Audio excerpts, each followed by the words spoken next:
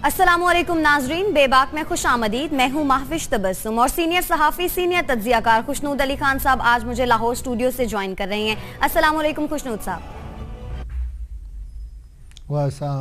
खुशनूद साहब, प्रोग्राम का आगाज करते हैं। चूंकि आज बहुत सारे हमारे पास इश्यूज हैं जिन पर हमने बात करनी है, तो सबसे पहले बात कर लेते हैं। आज वजीर दाखिला चौधरी निसार अली खान साहब ने एक बहुत ही अहम प्रेस कॉन्फ्रेंस की और उसके बाद मौला बख्श चांडियो साहब की जवाबी प्रेस कॉन्फ्रेंस भी आ गई। किस तरह से देख रहे हैं जो आज बयानात बाजी हुई उनको, कराची ऑपरेशन के मुस्तकबिल को और रेंजर्स के इख्तियारात में तौसी का जो मामला है, इन सारे मामलात को आप किस तरह से देखते हैं? बिस्मिल्लाहिर्रहमानिर्रहीम। अनगिनत दरूद व सलाम जनाब मोहम्मद रसूलुल्लाह सल्लल्लाहु अलैहि वसल्लम की ज़ात पर, उनकी आल पर और उनकी औलाद पर।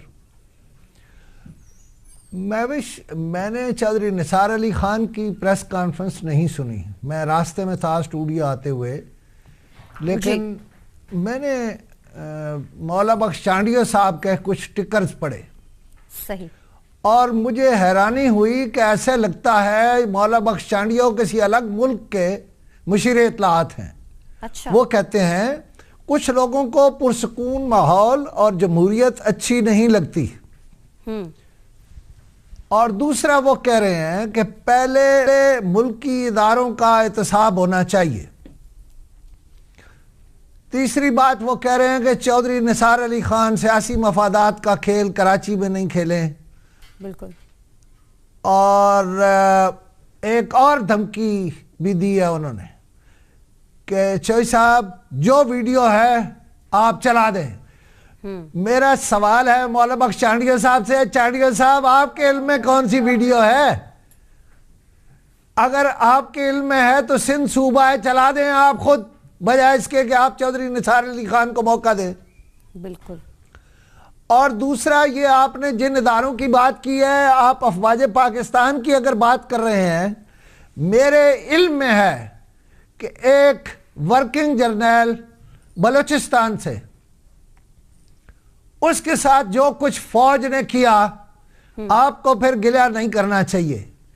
और दूसरा, आप चौधरी निसार अली खान को गालबन ये कह रहे हैं कि वो जमहूरियत लपेटवाना चाहते हैं। क्या आपके ख्याल में मियां मोहम्मद नवाज शरीफ की जो मुस्लिम लीग नून है उसमें लोगों ने कम कुर्बानी दी? आपने कुर्बानियां दी, उन्होंने भी दी। लेकिन ऐसा नहीं करें। रेंजर्स जो है, अगर रेंजर्स को कोई क्रेडिट मिल रहा है, आप कहते हैं पुलिस के साथ मिल के किया, बात यह है कि रेंजर्स ने तो नहीं कहा कि आप हमारी तारीफ करें। बिल्कुल। पहले आप खुश थे, जब आपके गिरबान तक रेंजर्स का हाथ पहुंचा तो आप परेशान हो गए। मैं आपसे कहूं, डॉक्टर आसिम, मेरे नजदीक डॉक्टर आसिम को जिस तरह से अदालत लाया जाता है ये अच्छी बात नहीं है। यही काम आसिफ अली जरदारी के साथ किया जाता था, उन्हें एक बख्तरबंद में बंद कर दिया जाता था। यह तरीका अच्छा नहीं। वैसे लगता है कि डॉक्टर आसिम को यह फालिज हो गया, यह होने वाला है, इतने प्रेशर में नहीं रखे, उन्हें खुला छोड़े। ये जो आप हथकड़ी लगा के लाते हैं, यह तरीकेकार ये है और कानून यह है कि अगर कोई पुलिस का सिपाही, पुलिस के सिपाही को ऑफिसर कहते हैं, ऑफिसर ऑफ द पुलिस, वो हाथ लगा दे किसी को तो वो गिरफ्तार समझा जाता है। आप क्या करना चाहते हैं? देखें, किसी तरफ से भी ज्यादती नहीं होनी चाहिए। करें ना ट्रायल, जहां मर्जी करें। मैं आपको एक बहुत खबर बता रहा हूं चांडियो साहब, वो ये है कि एक और इनका रिमांड होगा 7 दिन का। अच्छा। बस आप लोगों ने जो कर लिया है वो भी हम जानते हैं, लेकिन मैंने ये जानबूझ के आपकी प्रेस कॉन्फ्रेंस का जिक्र इसलिए किया। और मरकज भी थोड़ा सा हौसले का, मरकज बड़ा भाई होता है या बड़ा होता है या बाप होता है, तो जरा हौसले से इस मुल्क का नुकसान नहीं करें सब। और मैं आपको बताऊं, जो आपने किया है उससे तो लगा आप दो मुतहारब ग्रुप हैं। कोई माई कलाल इस सूरत हाल में फिर जमहूरियत को लिपटने से नहीं रोक सकता। आप खुद ये काम करें, कोई और नहीं कर रहा, आप कर रहे हैं। आप ऐसा माहौल पैदा कर रहे हैं जिसके नतीजे में मौला बख्श चांडियो साहब, जमहूरियत लिपट जाएगी, कोई और जिम्मेदार नहीं होगा, आप होंगे। आप रेंजर से आपका क्या है? रेंजर्स को क्यों दिए थे इख्तियार? आगे चल के मैं इस पर बात करूंगा। लेकिन देखिए, ये वाला काम जो है ये नहीं है। आपने कहा जी एक पैसा देला नहीं दिया। परवेज रशीद साहब कह रहे हैं आओ मुझसे हिसाब ले लो, हमने कितना पैसा। रेंजर जैसे रोटी खाने के बजाय मट्टी खाती है। चाटिया साहब, उनको बंदूक चाहिए होती है, उनको टायर चाहिए होता है, उनको गाड़ी चाहिए होती है, उनको पेट्रोल चाहिए होता है। वो ऐसे नहीं मौत आप, यानी ये अजीबो गरीब बात है। आप बेसिकली इसको पंजाबी कहते हैं मुतक्का लगाना। आप जो मुतक्का लगा रहे हैं उसके नतीजे में जमहूरियत नहीं रहेगी, लेकिन मैं समझता हूँ इतना काफ़ी है। मैंने तो टिकर्स देखे थे, आप माहौल बना रहे हैं कि हालात ख़राब हो जाए। जी सही। खुशनूर साहब आगे बढ़ते हैं। ताहिरुल कादरी साहब, आपके ख्याल में अब कब पाकिस्तान आएंगे? क्योंकि इससे पहले जो आपने प्रोग्राम्स किए थे तो आपने एक डेट भी बताई थी कि ताहिरुल कादरी साहब पाकिस्तान आ रहे हैं। लेकिन सर, बहुत सारे लोग ऐसे हैं जिनके जहनों में आज भी ये सवाल है कि आखिर उस वक्त धरना खत्म करने की क्या वजूहात थी, क्योंकि लोगों में काफी मायूसी पाई गई थी धरना खत्म करने के हवाले से। देखिए, चलें पहले इस पे बात कर लेते हैं। धरना तो कुछ ले और दे की बुनियाद पे खत्म हुआ था, और इमरान खान शायद कामयाब हो जाते हैं, लेकिन ताहिरुल कादरी साहब के धरने के खत्म होने की वजह से नुकसान हुआ। वैसे ताहिरुल कादरी से मैंने बहुत लंबी गुफ्तगू करनी है इन पे, और कोई इनके खिलाफ नहीं करनी, इनके तकरीबन हक में करनी है। लेकिन पहले मैं इस सवाल से शुरू कर रहा हूं कि ताहिरुल कादरी साहब, आप जो अचानक शोहदा के लवाहिकीन को यानी बगैर किसी सरपरस्ती के अकेला छोड़ के चले गए थे, और खातीन ढाई मार के रोई थी। बिल्कुल ऐसा। ताहिरुल कादरी साहब, आपको बाहर के अपने काम, अपने मफादात, अपना पैसा, अपना कारोबार अजीज है। वो जिनके बच्चे मर गए उन्हें पूछा कभी आपने? बिल्कुल। जिनके खामिद मर गए उन्हें पूछा कभी आपने? क्यों छोड़कर गए थे? ये सवाल है मेरा। और अगर कोई जवाब देना चाहे ताहिरुल कादरी साहब की जमात से, मैं हाजिर हूं। मैं उनका जवाब भी लूंगा, अपने सवालात भी करूंगा। आप देखिए, आपने पूछा वो कब आ रहे हैं। ऐलान किया था उन्होंने 20 दिसंबर का, लेकिन वो 20 को नहीं आ रहे। 24 को एक आलमी मीलाद नबी कॉन्फ्रेंस है। अच्छा। उसमें वो मौजूद होंगे, लिहाजा वो 21 को आ सकते हैं, 22 को आ सकते हैं, 23 को आ सकते हैं। अब जरा इसको और तरह से कि वो आ क्यों रहे, बिल्कुल मुझे नहीं पता, उन्हें कहीं से इशारा हुआ है या वो अपने तौर पर आ रहे हैं, लेकिन वो तहरीक चलाने आ रहे हैं। अच्छा। और तहरीक है शोदाए मॉडल टाउन का मुकदमा फौजी अदालत में चलाने का मुतालबा करेंगे, और इसी मुतालबे से हुकूमत के खिलाफ एक नई तहरीक का आगाज करेंगे। हो सकता है आ जाए, कोई मिलने जाए, कोई बात तय हो जाए, मुझे नहीं पता, मैं को बहुत यकीन और वसूख से नहीं कर रहा। अलबत्ता डॉक्टर ताहिरुल कादरी साहब और उनकी जमात के कुछ लोगों ने पसे पर्दा राब्ते शुरू कर दिए। उनका ख्याल है कि फौजी अदालतों में जो हज़ारा बिरादरी की बसों पर हमलों का केस है और साने मॉडल टाउन, अगर दोनों को मिला दिया जाए, दोनों वाक़यात को, और इशू बनाया जाए, अच्छा। तो तहरीक के जोर पकड़ने के इम्कानात होंगे, या इम्कानात बहुत बढ़ सकते हैं। और अगर इन दोनों वाक़यात के मुकदमों को फौजी अदालतों में ना भेजा गया, तो वो बाद दूसरी मजहबी और सियासी कुव्वतों के साथ मिलकर वो समझते हैं वो तहरीक चला लेंगे, स्ट्रीट पावर का मुजाहरा करेंगे। बिल्कुल। उनकी थ्योरी ये है कि अगर अहले तशी और फिर हज़ारा बिरादरी और इमरान खान उन्हें अगर अपना नाखून भी पकड़ा दें, और अगर नाखून भी पकड़ा दें, तो वो तहरीक चलाने में कामयाब हो जाएंगे। बल्कि उनका ख्याल ये है कि अगर पीटीआई के साथ इनकी सियासी कज़नशिप थी, वो कज़नशिप अगर सही तरीके से बहाल हो जाए, तो वो मौजूदा हुकूमत को बआसानी फारिग कर सकते हैं। और अगर तहरीक के नतीजे में मॉडल टाउन सानिया और हज़ारा बिरादरी की बसों पर होने वाले हमलों के केस फौजी अदालतों में जाते हैं, तो भी हुकूमत के लिए मुश्किलात पैदा हो जाए। ये है उनकी थ्योरी।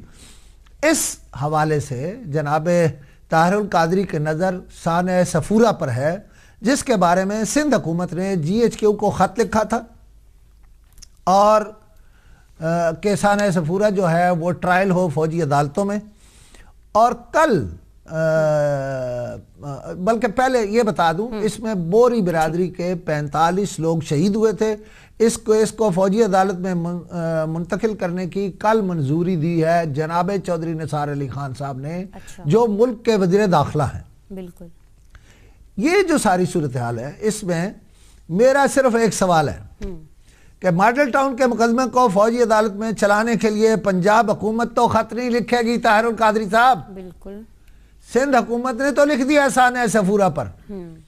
आपके लिए कौन सी हुकूमत लिखेगी कि यह फौजी अदालत में चला? हाँ, मुझे इस बात का पूरा यकीन है कि अगर कोई कामयाब मूवमेंट चल पड़ी तो फिर ये मुकदमा खुद ब खुद फौजी अदालत में चला लिया जाएगा। अच्छा। मुझे लगता है इस तहरीक की सोच जनाब ताहिरुल कादरी के ज़हन में कौमी इत्तेहाद की तहरीक थी जो 1976-77 में चली थी। अच्छा। जिसमें लोगों ने अपने सीने चाक कर दिए थे कि मारनी है गोली मारो, और उसके नतीजे में जनाब ज़ियाउल हक तशरीफ़ ले आए थे। और यहाँ अपने नाज़रीन को ये भी बता दूँ कि जनाब ताहिरुल कादरी अब 20 के बजाय 21, 22 या 23 को आएंगे। और अवामी तहरीक का एक मौक़िफ़ ये भी है, और वो ये कि हुकूमत ने लोकल गवर्नमेंट बिल से लेकर पोलिंग डे तक मुसलसल धांधली की है। अच्छा। बल्कि अवामी तहरीक ने तो फाफन को भी हुकूमत का मददगार करार दे दिया है और अपने 14 नुकाती हकायकनामे में कहा है कि फाफन की रिपोर्ट में मामूली बेज़ाब्तियों की निशानदेही करके दरअसल हुकूमत के बड़े बड़े जराइम को छुपा दिया गया या उन पर पर्दा डाल दिया गया। और इस 14 नुकाती हकायकनामे में अवामी तहरीक ने बिल्कुल वाज़ेह कर दिया है कि इलेक्शन कमीशन की बेबसी जो है उसके बायस वोटर्स और उम्मीदवार आज़ादाना माहौल में सियासी किरदार ही अदा न कर सके, जबकि हुकूमत ने यह इंतखाबात जीतने के लिए 466 अरब कितने 466 अरब के हुकूमती मनसूबों का ऐलान किया और हुकूमती उम्मीदवारों के लिए पुलिस ने वोट मांगे, पुलिस ने या वोट डलवाए। ये भी इनकी चार्जशीट का एक हिस्सा है जो ये अगर ये तहरीक चलाएंगे ये सारी बातें कहेंगे जो मैं कह रहा हूँ। बहरहाल मेरी ज़ाती राय यह है कि जनाब ताहिरुल कादरी के गिर्द सियासी नहीं तहरीकी या तंजीमी लोगों की अक्सरियत है जो इनका क्रेडिट भी है और उतना ही ज़्यादा डिसक्रेडिट भी है। बहरहाल वो सुन्नी बरेलवी और अहले तशी के 10-15% हजूम को भी अगर सड़क पर ले आए तो उनकी तहरीक न सिर्फ कामयाब होगी बल्कि वो मिरेकल कर सकते हैं। जनाब ताहिरुल कादरी मौजूदा हुकूमत को बहुत अरसे से चार्जशीट कर रहे हैं। मसलन सैलाब के दौरान उनकी चार्जशीट ये थी कि जनूबी पंजाब में सियासी बुनियादों पर बंद तोड़े और तामीर किए गए। अभी यौम असातिज़ा पर उन्होंने पंजाब हुकूमत के ख़िलाफ़ स्कूलों की हालत ज़ार पर एक वाइट पेपर शाया किया है जिसमें बताया गया है कि पंजाब में 700 प्राइमरी स्कूल बुनियादी सहूलतों से महरूम हैं और पंजाब में 7 साल के बाद तालीम का कोई मुस्तकिल वजीर नहीं है। पंजाब के इस महकमे को अडाकिज़म पर चलाया जा रहा है। पंजाब वाहिद सूबा है जहाँ असातिज़ा को पुरअमन एहतजाज का आईनी हक नहीं है और इसी को ढाल बनाकर पंजाब के असातिज़ा को सालाना 25 छुट्टियों से महरूम कर दी। यानी इस तरह से ताहिरुल कादरी साहब ने असातिज़ा को भी अपने साथ लेने की कोशिश की है और जनाब ताहिरुल कादरी की अवामी तहरीक ने हुकूमत की करप्शन के सबूत भी इकट्ठे करने के लिए एक सेल बनाया है जिसमें एक एडवोकेट साहब जो है वो उस सेल के सरबराह हैं। ठीक जी ठीक है खुशनूर साहब, मुझे ब्रेक लेनी है। नाज़रीन ब्रेक लेंगे, हमारे पास मौज़ूआत हैं जिन पर हमने खुशनूर साहब का तज्जिया लेना है। आप साथ रहिएगा।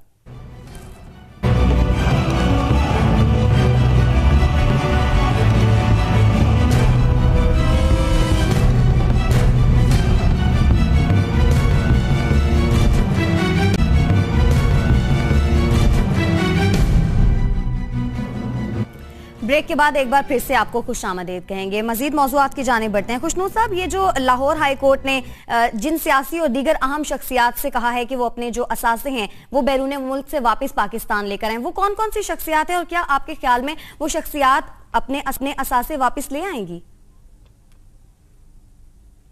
देखिए, लाहौर हाई कोर्ट ने ये नहीं कहा कि ये सियासी शख्सियात जो हैं जी वो अपने असास से ले आए, बल्कि उन्होंने विफाक को कहा है। अच्छा, विफाक से कहा है ठीक है कि अगर इनके असास से मुल्क से बाहर हैं तो आप लेकर आएं। इसके लिए बैरिस्टर जावेद इकबाल जाफरी हैं, उन्होंने एक दरख्वास्त दी है और उन्होंने कहा है कि ये सियासतदान जो है 64 सियासतदान है। मैं 64 के नाम तो नहीं ले सकता लेकिन आपके सामने कुछ नाम ले देता हूं, ठीक है, और फिर बताता हूं कि ये कितना संजीदा काम है।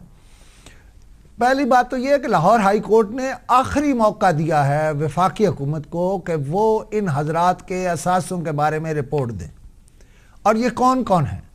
इसमें प्राइम मिनिस्टर ऑफ पाकिस्तान हैं मियाँ मोहम्मद नवाज शरीफ, मियाँ मोहम्मद शहबाज शरीफ साहब चीफ मिनिस्टर पंजाब, तहरीक इंसाफ के सरबराह जनाब इमरान खान जो कहता लूटा हुआ माल वापस लाओ, खुद उनका नाम भी है, बिल्कुल, और साबिक वज़ीर आज़म जनाब चौधरी शुजात हुसैन मिट्टी पाओ उनका नाम भी है, और साबिक वज़ीर आला चौधरी परवेज़ इलाही साहब भी हैं, और स्पीकर जनाब अय्याज सादिक भी हैं, और वज़ीर ख़जाना जनाब इसहाक़ डार भी हैं, और साबिक वज़ीर वफाकी वज़ीर मखदूम जावेद हाशमी हमारे दोस्त भाई वो भी हैं, MKM के जनाब फ़ारूक सत्तार भी हैं जिनके बैरून मुल्क असासों की बात की गई है, साबिक वज़ीर इत्तलाआत और रेलवे जनाब शेख रशीद भी हैं, साबिक वज़ीर आला जनाब नजम सेठी भी हैं, अच्छा, बैरिस्टर एतजाज़ एहसन भी हैं, और मोहतरमा आसमा जहांगीर भी हैं, और जनाब हमजा शहबाज भी हैं,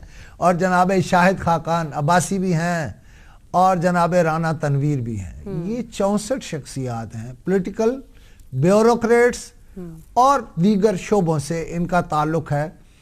बैरिस्टर जावेद इकबाल जाफरी कहते हैं कि इनके असासे हैं बैरून मुल्क। बिल्कुल, इनमें से बहुत सारे मैं समझता हूँ ऐसे भी होंगे, वो 64 नाम अगर मैं पूरे लूँ, जिनके शायद असासे बैरून मुल्क नहीं है। अच्छा, लेकिन अब चूंकि बैरिस्टर साहब ने हाई कोर्ट में रिट दायर कर दी है और जवाब नहीं दिया किसी ने, इसलिए इस पर आखिरी मौका दे दिया है लाहौर हाई कोर्ट ने।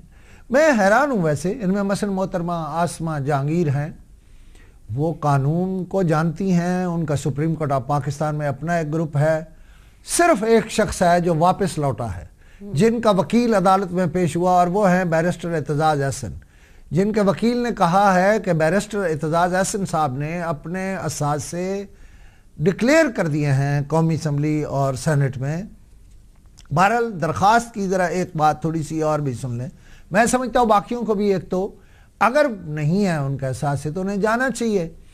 दरख्वास्त क्या कहती है? दरख्वास्त कहती है कि 1985 यानी 1985 से अब तक 400 अरब रुपए 400 अरब रुपए मनी लॉन्ड्रिंग के जरिए बैरून मुल्क मुंतकिल किए गए हैं, और उसमें इन सियासतदानों का जिनका उन्होंने नाम लिया है या जिनकी फहरिस्त फराहम की है, इनकी बड़ी कंट्रीब्यूशन है। अगर वो 400 अरब वापस लाया जाए तो मुल्क की हालत बदली जा सकती है। ये थ्योरी है बैरिस्टर जावेद इकबाल जाफरी साहब की। इन में से मैंने आपसे कहा कि सिर्फ एक शख्सियत वापस आई है। अच्छा, लेकिन जरा तसव्वुर कीजिए कि अगर अदालत अचानक कहे, किससे कहे? पाकिस्तान के आम लोगों से कहे कि किस किस को मालूम है जो बैरून मुल्क मुकीम पाकिस्तान, उन्हें तो पता है ना किसका घर कौन सी जगह है, उनसे कहे कि जरा तफसील भेजें कि किस किस के असासों का आपको इल्म है, तो वो असासे जो ये भी भूल गए हैं उन असासों का भी पता चल जाएगा। और मैं आपसे कहूं कि ये जो बैरिस्टर जावेद इकबाल जाफरी साहब है, मैं इन्हें बिल्कुल नहीं जानता। अच्छा, लेकिन मुझे लगता है कि उनका ये जो जोश और वलवला है और दरख्वास्त है, इसके पीछे भी कोई हाथ है, और इस स्टोरी, इसके नतीजे में जो स्टोरी निकलनी है वो स्टोरी बहुत सारा यानी मामलात को ख़राब कर देगी। अच्छा, और पहले तो आपको मालूम है ना ये बात बहुत अरसे से कुछ हलकों की तरफ से कही जा रही है कि लूटा हुआ माल वापस लाओ तो पाकिस्तान बच सकता है। बिल्कुल बिल्कुल। और असासों और माल पानी का जिक्र है तो सिंध में रेंजर्स के क़याम में मज़ीद तोसी न देकर जिन लोगों को सिंध हुकूमत बचाना चाहती है उनमें से एक लियारी गैंग वार का बादशाह और पीपल्स पार्टी अमन कमेटी का सरबराह उज़ैर बलोच है। उज़ैर बलोच को लाया गया तो कहाँ रखा गया, नहीं लाया गया तो क्यों नहीं लाया गया? मेरी इतला यह है कि लाया गया, किसके पास है, क्यों है, इस पर बात करते हैं। और अगर रेंजर्स के पास इख्तियारात रहते हैं नाजरीन, और किसी भी तरह से उज़ैर बलोच जो है उससे पूछा जाता है बल्कि बड़े बड़े सवाल पूछे जा सकते हैं। मैं बता देता हूं कैसे सवाल। मसलन ये कि मिस्टर उज़ैर बलोच मोहतरमा बेनज़ीर भुट्टो के कत्ल के हवाले से आप क्या जानते हैं? बिल्कुल। और उनका यानी उज़ैर बलोच का इस कत्ल के तमाम गवाहों और शहादतों को मिटाने में क्या किरदार है? बेनज़ीर भुट्टो साहिबा की सिक्योरिटी के जिम्मेदारों में से एक अहम किरदार खालिद शहनशाह कैसे कत्ल हुआ, उसे किसने कत्ल कराया और क्यों कत्ल कराया? ये जो भी थोड़ी देर पहले मौला बख्श चांडियो साहब बोल रहे थे ना रेंजर्स के बारे में, जो परेशानी हो रही थी, ये वजह है। अच्छा। कहते हैं कि उज़ैर बलोच ने वैसे सारे राज उगल दिए हैं, मगर कोई नहीं जानता कि वो हैं कहाँ, किसके पास हैं, क्योंकि वो तो ये भी जानता है यानी उज़ैर बलोच कि लियारी गैंग वार के लोगों को कौन कौन किन किन मकासद के लिए इस्तेमाल करता रहा। अगर उज़ैर बलोच इस पर बोल पड़ा और उसने नाम ले लिए तो 4-5 ऐसे हैं कि अगर रेंजर्स के पास इख्तियार हुआ 90 दिन डिटेन करने का, तो वो शख्सियत जिनका ताल्लुक पीपल्स पार्टी से होगा वैसे डिटेन होगी। अच्छा। कि बस वो ये भी पूछेंगे लियारी गैंग वार के इस बादशाह से कि रहमान डकैत को किसने कत्ल कराया और क्यों कत्ल कराया, क्या डर था। अच्छा। किसको डर था और क्या हो सकता था। मुझे इन हालात में, बल्कि हालात के बारे में ये कहना है कि हालात किस तरफ जा रहे हैं, मेरी इंफॉर्मेशन या मेरी सोच ये है कि डॉक्टर आसिम का ज़्यादा से ज़्यादा मज़ीद 7 दिन का रिमांड दिलाकर मामले को ठप करने की कोशिश हो रही है। ये मेरी ज़ाती मालूमात में से एक है। मुझे नहीं मालूम जब उज़ैर बलोच बोल उठेगा, जब डॉक्टर आसिम का रिमांड, दूसरी बार का रिमांड ख़त्म हो रहा होगा, उस वक्त नक्शा क्या होगा, उस वक्त हकीकतें क्या होंगी, उस वक्त मंजर क्या होगा। मैं फिर मंजर के बारे में कह रहा हूं कि जो नजर आ रहा है वो है नहीं, और जो नहीं है वो नजर आ रहा है। ये फिक्रा याद रखिएगा जो मैंने कहा है कि जो नजर आ रहा है वो है नहीं, ठीक, और जो नजर नहीं आ रहा वो है। बहरहाल अगर रेंजर्स के क़याम में मजीद तोसी कर दी गई, अच्छा, तो सिंध की 4-5 बहुत ही अहम शख्सियात को 90 दिन डिटेन रखा जाएगा। अच्छा। उन्हें बहुत कुछ बोलना पड़ेगा। अच्छा, ये भी बता दूं कि मैंने कहा कि डॉक्टर आसिम को ज़रा थोड़ा जगह दें, उसे जब लाएं उसके साथ ये वाला जो भी अंदर है, जो भी किसी भी केस में है, उसके साथ ये ना करे, कहीं नहीं भागता डॉक्टर आसिम, बिल्कुल ना उसे हथकड़ी लगाने की ज़रूरत है। ये वाला काम नहीं करे। या आपने पहले आसिफ अली जरदारी से किया था, तो फिर आपको आसिफ अली जरदारी को मुल्क का सदर बनाना पड़ा। और पीपल्स पार्टी में ये कोई ज़्यादा पीपल्स पार्टी का हिस्सा नहीं है, MKM से ज़्यादा इनका ताल्लुक है शायद ज़ाती। लेकिन मैं ये कहता हूँ कि किसी के साथ भी ये नहीं होना। ऐसे लगता है 2-4 लोगों ने जफा मारा हुआ है, जैसे खुद चल नहीं सकता, और वो थोड़ा बाजू से लगता है जैसे उनके बाजू को कोई प्रॉब्लम है या फालिज ज़्यादा काम है या कुछ ऐसा है। तो ये नहीं करें, मतलब इन्वेस्टिगेट करें। इन्वेस्टिगेट अभी मौला बख्श चांडियो ने कहा कि हमारे थानों में तशद्दुद नहीं होता। चांडियो साहब, आप कहीं खला में रहते हैं, फिजा में रहते हैं, कोई आपके थाने जो हैं वो मस्जिदें हैं, क्या आप कहते हैं कि वहाँ तशद्दुद नहीं होता? क्या वहाँ मुकमुका होता है? क्या वहाँ माल लेके छोड़ देते हैं?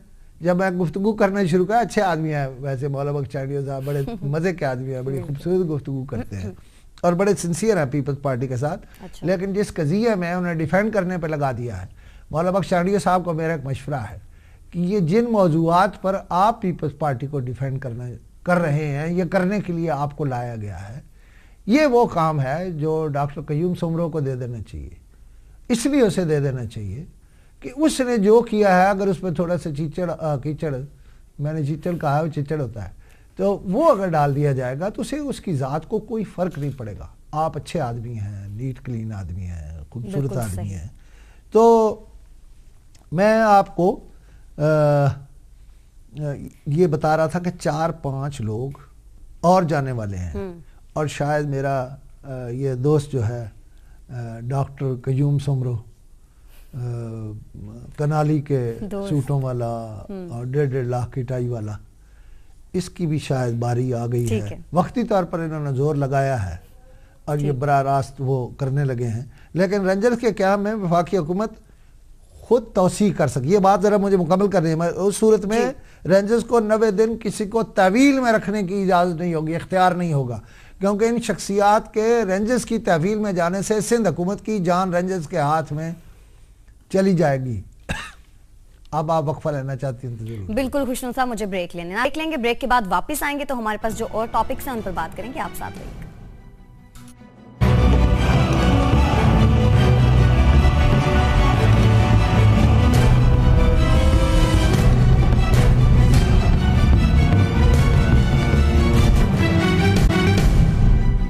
खुशामदीद कहेंगे एक बार फिर से आपको बेबाक में। खुशनूर साहब, कल आपने कहा था सनाउल्लाह ज़ाहरी को अगर वज़ीर आला बलूचिस्तान बना दिया जाता है तो वो कामयाब नहीं होंगे, क्या आज भी आपकी वही राय है?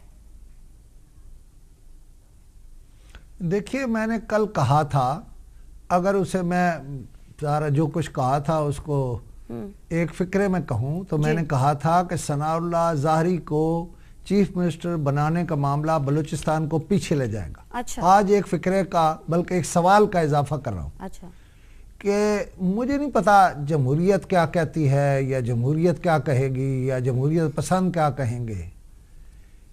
चूंकि जो बलूचिस्तान का गन था वो तो इदारों ने साफ किया और इदारों के लोगों ने जानों की कुर्बानी दी, यानी बहुत सारे हमारे अफवाज के और इदारों के लोग जो हैं वो शहीद हुए। अब अगर उसको फिर सनाउल्लाह ज़ाहरी ने अपने मालो दौलत और अपनी अना के लिए और अपनी टैं के लिए वापस ले जाना है, यानी पीछे ले जाना है, तो मुझे नहीं मालूम, ये वो बात है जो मैं कहना चाहूँ, मुझे नहीं मालूम अच्छा कि फिर इदारों का फैसला क्या होगा। क्या वो बलूचिस्तान को पीछे ले जाना पसंद करेंगे? और मेरा सवाल ये भी है हुकूमत से, हुक्मरानों से और मुस्लिम लीग नून वालों से कि अगर अल्लाह करीम ने एक शख्स ऐसा दे, मेरी कोई रिश्तेदारी नहीं है डॉक्टर अब्दुल मालिक से, बिल्कुल, मैं ज़िंदगी में एक और बार उन्हें मिला हूँ कोयटा में, जब CPN के और बहुत सारे लोग वहाँ गए थे, एडिटर्स गए थे, उन्होंने बहुत मोहब्बत से बड़ी सारी बातें हमसे की, हमें खाना खिलाया। अच्छा। लेकिन खाना खिलाने का मतलब ये नहीं कि मैं उनका गर्विदा हो गया। मैं बुनियादी तौर पर समझता हूँ कि डॉक्टर अब्दुल मालिक ने बलूचिस्तान को बहुत अच्छे तरीके से चलाया, और एक नेशनलिस्ट जो फौज से नेशनलिस्ट मुतसादम थे, लड़ाई में थे, एक नेशनलिस्ट ने फौज के साथ मिलके, इदारों के साथ मिलके, लोगों के साथ मिलके बलूचिस्तान को एक नई शक्ल दी, उसका एक नया चेहरा बनाया। तो क्या जमहूरियत पसंद भी और हमारे इदारे भी, क्या वो ये पसंद करेंगे कि बलूचिस्तान का चेहरा एक बार फिर बिगाड़ दिया जाए? अब सही। खुशनूर साहब, अब PIA की निचकारी और शुजात अजीम के हवाले से बात कर लेते हैं। अच्छा, देखिए, अगर मुबीन साहब मेरी आवाज़ सुन रहे हैं बिल्कुल, तो ज़रा वो चला दीजिए जो मैंने सितंबर में कहा था। कहा तो इनके बारे में मैंने बहुत प्रोग्राम किए हैं। इन्होंने वादा किया था, जब पहले शुजात अजीम बने वो गैर मुल्की शहरी थे और उनका कोर्ट मार्शल हुआ था फौज से, वो बन नहीं सकते थे, इन्होंने बना दिया। जब वहां बुलाया गया तो उन्होंने कहा जी हम नहीं बने, वजीर आजम ने बना दिया, हमने इस्तीफा दे दिया। वो इस्तीफा अब तक इन्होंने जमा नहीं कराया। सुप्रीम कोर्ट ऑफ पाकिस्तान ने कहा था जमा करा दो, अब तक जमा नहीं कराया। खुशनूर साहब, ये वो चंक है जो कि आपने कहा था शुजात अजीम साहब के बारे में।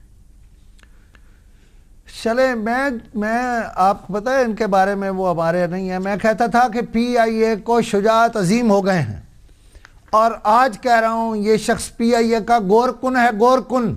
मिस्टर शुजाअत अजीम, आप गोरकुन हो मुल्क के एक बड़े इदारे के, दफन करने वाले हो आप उसे। इसने PIA की निजकारी के पहले ही, यानी उस निजकारी होने से पहले ही 17 लोकल रूट बेच दिए। 17, सुन लो लोगों, गवारा ना, मैंने पहले बता दिया, 17 लोकल रूट बेच दिए हैं, 59 बैनुल अक़वामी रूट बेच दिए हैं। PIA फिर भी खसारे में रहेगा। ये है जिन्होंने माल लूटा है, ये है जो माल लेके भागेंगे। इदारों को इसे कह रहा हूं, इनको भागने नहीं देना। शुजाअत अजीम को ICL पे डालो, इससे पूछो माल किधर जा रहा है। कहते हैं इस वक्त बताया जा रहा है कि PIA को बज़ाहिर शायद इत्तेहाद एयरलाइन के हवाले किया, यानी इनके जो फ्रंट मैन है ना, वो उस कंपनी में बन जाएंगे डायरेक्टर्स, और फिर ये इत्तेहाद एयरलाइन के हवाले कर दिया जाएगा। मेरी जो बात मैं कह रहा हूं, मेरी इस बात को कल पीपल्स पार्टी ने इस तरह कहा था। हुकूमत, ये मैं नहीं कह रहा, पीपल्स पार्टी ने कहा, हुकूमत मुल्की असासे बेचने के लिए बैकडोर डील कर रही है। निजकारी के नाम पर कौमी इदारे कोड़ियों के भाव बेचे जा रहे हैं। और अब तो फ्रेंडली अपोजिशन के लीडर जनाब सैयद खुर्शीद शाह कह रहे हैं 40 अरब के टैक्स लगाने से 90% अशिया महंगी होगी। शुक्र है शाह साहब, आप तक भी इतला पहुंची, मेरे ख्याल लेट पहुंचती है आप तक इतला। आपको तो बहुत पहले बोलना चाहिए। You are prime minister in waiting, leader of opposition prime minister in waiting होता है। बहरहाल एक और सुन लें, और यह भी मैं नहीं कह रहा, एक अमरीकी थिंक टैंक की रिपोर्ट है जो कह रही है पाकिस्तान में 10 साल में पाकिस्तान से $2 अरब बैरून मुल्क मुंतकिल हुए।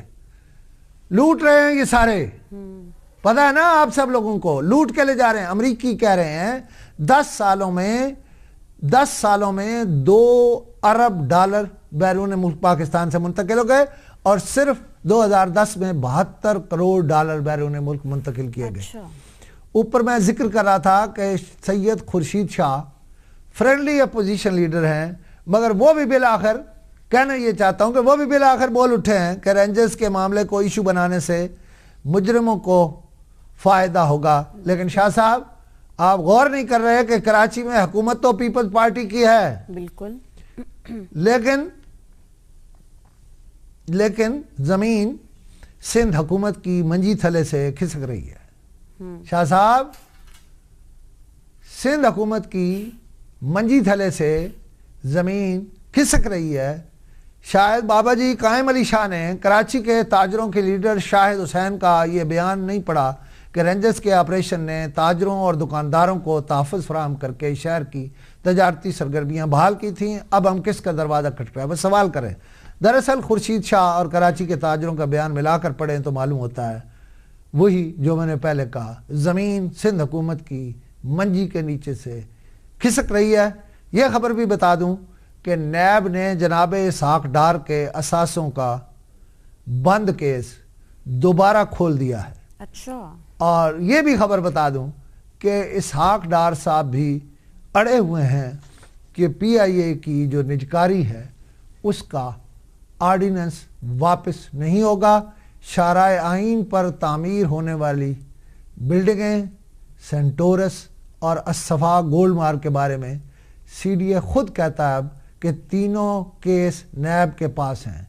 लेकिन पिछले दिनों CDA का एक deputy director state management mister Iftikhar Haideri Al Safa gold mall वालों से बिल्डिंग का नक्शा तब्दील करते हुए नैब के शोबा इंटेलिजेंस के हाथों गिरफ्तार हुआ। और वो कितने पैसे ले रहा था?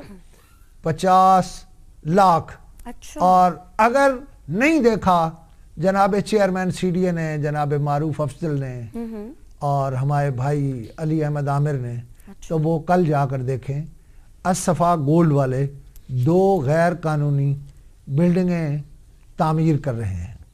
और अगर आप इजाज़त दें तो एक आखिरी बात भी करें। जी बिल्कुल। वज़ीर आज़म इस्लामाबाद के जिस स्कूल में तशरीफ़ ले गए थे, वहाँ जितने करोड़ खर्चे के लिए दिए गए थे वो खर्च नहीं हुए। इस पे भी इंक्वायरी शुरू कर दी गई है इस्लामाबाद, क्योंकि इस्लामाबाद को तारिक फजल चौधरी हो गए। अच्छा, जी फरमाइए। सही। खुशनूर साहब, बात तो हमने और भी करनी थी, लेकिन अब हमारे पास चूंकि वक्त खत्म हो गया है तो बाकी के जो टॉपिक्स हैं उन पर हम कल बात करेंगे। बहुत शुक्रिया आज के लिए आपका। आज के लिए इतना ही। कल मजीद मौजूआत होंगे जिन पर हम खुशनूद साहब का तज्जिया लेंगे। कल तक के लिए खुशनूद अली खान और महाविश तबस्सुम को दीजिएगा इजाजत। अल्लाह ने के बाद।